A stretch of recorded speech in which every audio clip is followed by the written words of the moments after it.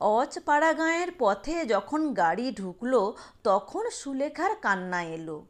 এই সে কলকাতার স্কুলে কলেজে পড়েছিল, এই পাড়া গাঁয়ে শ্বশুরবাড়ি হবে, যত অশিক্ষিতাদের মাঝখানে দিন কাটাতে হবে। কলকাতার নীলিমাদের বাড়ি গিয়ে প্রতি সন্ধ্যায় চায়ের আড্ডা, সেখানে জগদীশ বড়ুয়া ও হিরণময় মিত্র সম্বন্ধে আলোচনা। ভয়েল কাপড়ের জরির ধারে কী ধরনের পাড় সেলাই হবে সে সম্বন্ধে গভীর গবেষণা। গৌরীদের বাড়ি গিয়ে রেডিওতে নতুন নতুন গান শোনা। সব শেষ হয়ে গেল। গানের সে ভীষণ ভক্ত, ভালো গান শুনতে পেলে আর কিচ্ছু সে চায় না। এসবের এই পরিণতি, এই জন্যে কাকা তাকে স্কুলে দিয়েছিলেন, না দিলেও পারতেন। আরও অল্প বয়সে বিয়ে দিলেও চলতো, তার চোখ ফোটবার আগেই। কথাটা সে কাউকে বলতেও পারলে না, বলতে পারলে বোঝা নেমে যেত অনেক। স্বামীকে তার পছন্দ হয়েছিল, স্বামী শ্যামবর্ণ, অল্প বয়স, বিয়ে পাশও করেছেন। কিন্তু হলে কি হবে, তিনি বিদেশে চাকরি করেন, গল্প গুজব করবার জন্যে তাকে পাওয়া যাবে না সব সময়। অশিক্ষিতাদের মধ্যে অজপাড়া গাঁয়ে একা একাই দিন কাটাতে হবে, মরে যাবে সে। নীলিমা কত দূরে পড়ে রইল, ও এবার আইএ পাস করবে, সামনে কত আনন্দভরা মুক্ত জীবন, সে আটকে গেল ক্ষুদ্র জলাশয়ের জল ঝাঁঝির দামে। জীবনের গতি ওর বন্ধ হয়ে গেল। সন্ধ্যা হয়েছে, একটি জীর্ণ একতলা বাড়ির সামনে ওদের গাড়ি এসে পৌঁছলো।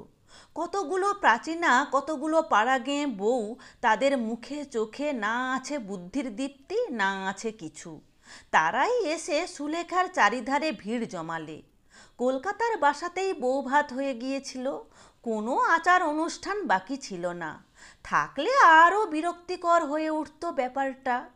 স্বামীর ছুটি নেই, তিনি তাকে পৈতৃক বাড়িতে প্রাচীনাদের হাতে পৌঁছে দিয়েই সরে পড়লেন।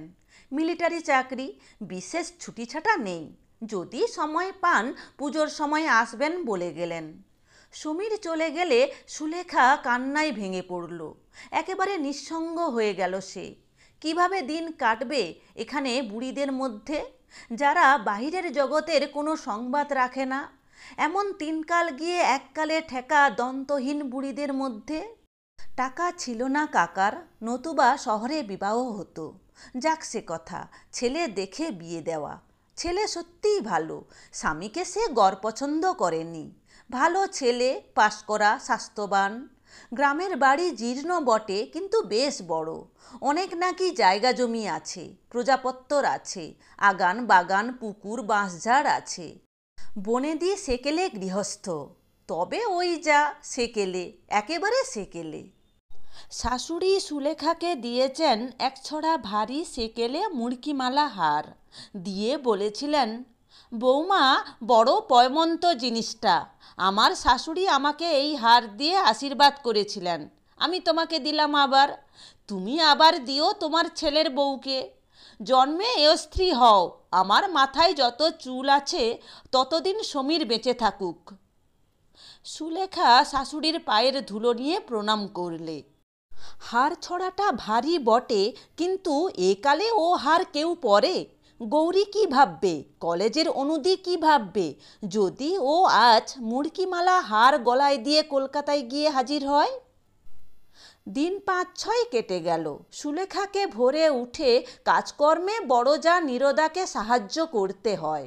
অবশ্যই নতুন বউ বলে এখনও কাজের ভার তেমন ঘাড়ে চাপেনি, কিন্তু নীরদাকে দিয়ে সে বুঝতে পারে এ সংসারে পুরনো বউ হয়ে গেলে কী ধরনের খাটুনিটা আশা করা যায়। নীরদা উদয়াস্ত খাটে, টিন টিন ধান সেদ্ধ করে, বোঝা বোঝা খার কাচে, খই মুড়ি ভাজে, দুবেলা রান্না করতে আসে। এখন ওরা একবেলার ভার সুলেখার উপর চাপিয়ে দিতে চেষ্টায় আছে বোধ হয়। নিতান্ত চক্ষু লজ্জায় বলছে না। সুলেখা রাঁধতে জানে না যে তা নয়, কিন্তু গেঁয়ো রান্না, চচ্চড়ি, শুক্তুনি, মোচার ঘণ্ট, ঝালের ঝোল, বড়ির টক, এসব সে রাঁধতে জানে না। তাছাড়া ভালোও লাগে না এসব তার। এভাবে জীবন নষ্ট করার কি মানে হয়? সুলেখা সুন্দরী মেয়ে, কলেজের থিয়েটারে গতবার মালিনীর পার্ট নিয়েছিল। সুশ্রী চেহারার জন্যে আর চমৎকার গানের গলার জন্যে যা মানিয়েছিল ওকে। গৌরীর মা টিস্যু শাড়ি পরিয়ে সোনার গহনা দিয়ে কপালে অলকা তিলকা এঁকে ওকে নিজের হাতে সাজিয়ে দিলেন। ইংরেজি অধ্যাপিকা তরুণী উষাদি গ্রিন রুমে এসে ওকে কিভাবে অভিনন্দিত করলেন। এসব কথা তো আর বছর রবীন্দ্র জন্মোৎসবের দিনের। আজ মনে হচ্ছে কত কাল, সেসব দিন শেষ হয়ে গেল। এর চেয়ে তার নাই বা বিয়ে হতো, থাকতো সে উষাদির মতো, নলিনীদির মতো, মিস সেনের মতো, মিস বিধুবালা গাঙ্গুলির মতো অবিবাহিতা।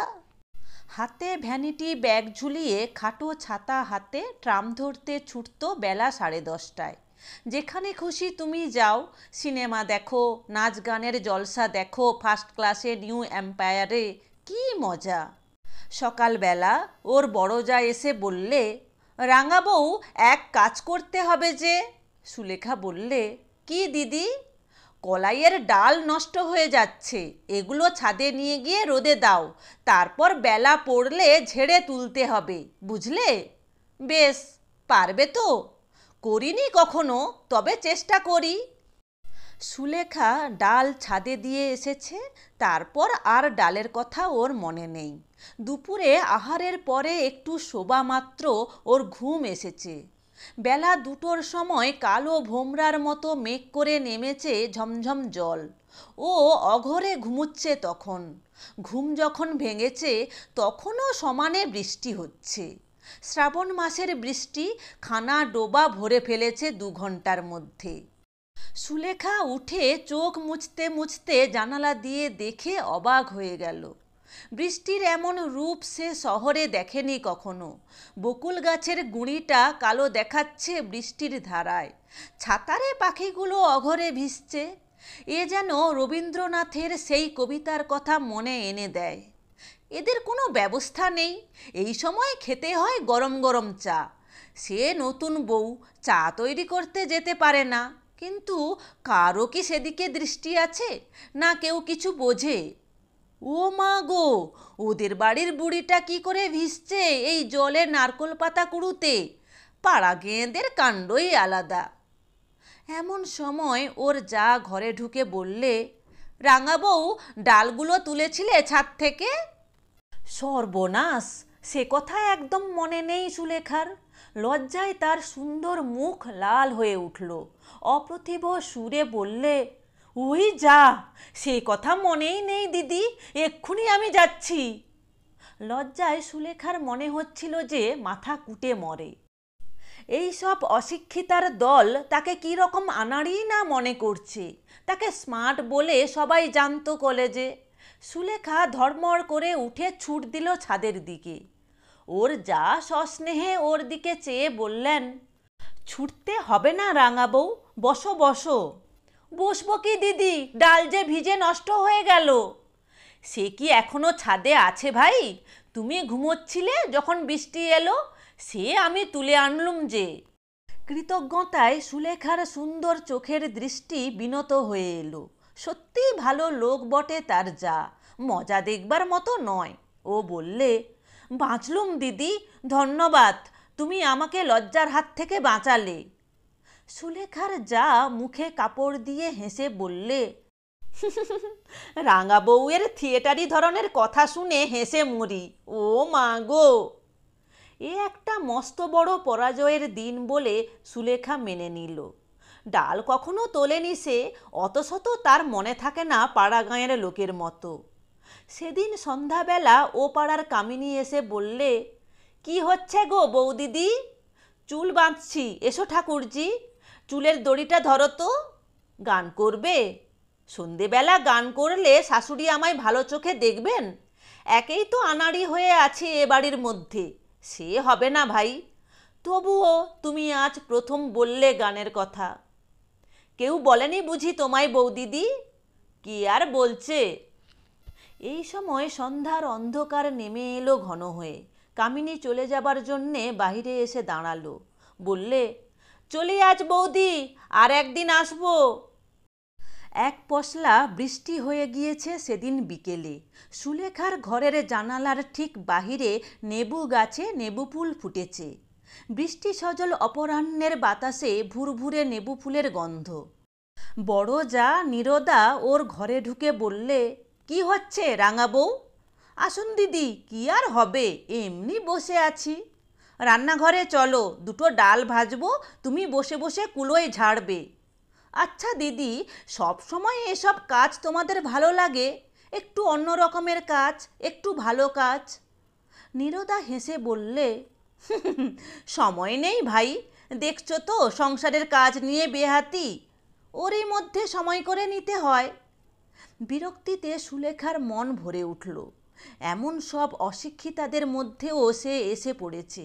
এরা শুধু জানে ডাল ভাজতে আর ভাত রাঁধতে, শুধু খাওয়া আর খাওয়া। নীরদা বললে, তুমি তো নতুন বউ, নতুন এসেছো, এখন প্রথম প্রথম তোমার খারাপ লাগবে, এরপর এই আবার লাগবে ভালো, তখন অন্য কিছুতে মন যাবে না। সুলেখা মনে মনে বললে, সেদিন আমার জীবনে হঠাৎ না আসুক। চক্ষু লজ্জার খাতিরেও ওকে গিয়ে ডাল ঝাড়তে বসতে হলো রান্নাঘরে। 2 ঘন্টা সে কি খাটুনি। নীরদা ডাল ভেজে দিচ্ছে আর ও আনাড়ি হাতে কুলোতে ঝাড়ছে। অনেক রাত্রে ঘুম চোখে সুলেখা এসে যখন বিছানায় শুয়ে পড়ল, তখন তার মন অবসাদে ও ক্লান্তিতে ভেঙে পড়েছে। কি কর্মফলে এমন সংসারে সে এলো? অনেক রাত্রে সেদিন ঘুম ভেঙে উঠে সুলেখা শুনলে কে গান গাইছে। সুলেখা উৎকর্ণ হয়ে শোনবার চেষ্টা করলে। গুনগুন করে কে গান ভাসছে, নিপুণ কণ্ঠের আলাপ। ও ভাবলে, বারে, এমন জয় জয়ন্তী আলাপ করে কে? সুলেখা নিজে গায়িকা, সে বুঝলে যে এই গুনগুন সুরে আলাপ করছে সে নিপুণ গায়িকা।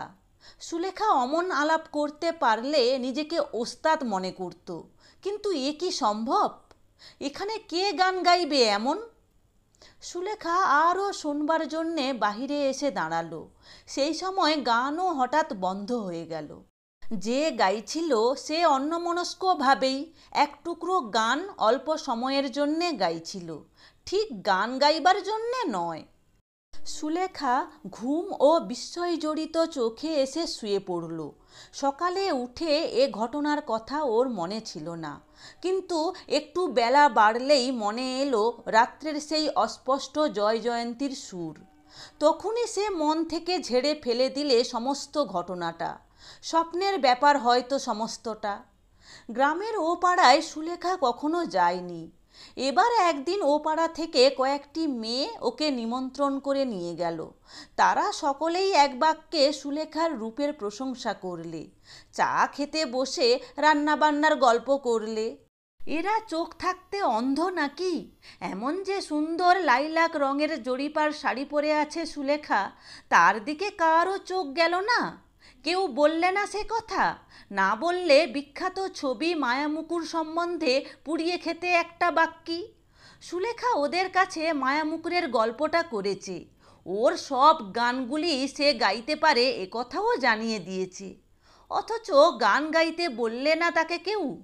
হিরণ্ময় মিত্রের গান সবগুলো। কে না জানে হিরণ্ময় মিত্রকে, তার সুকণ্ঠকে?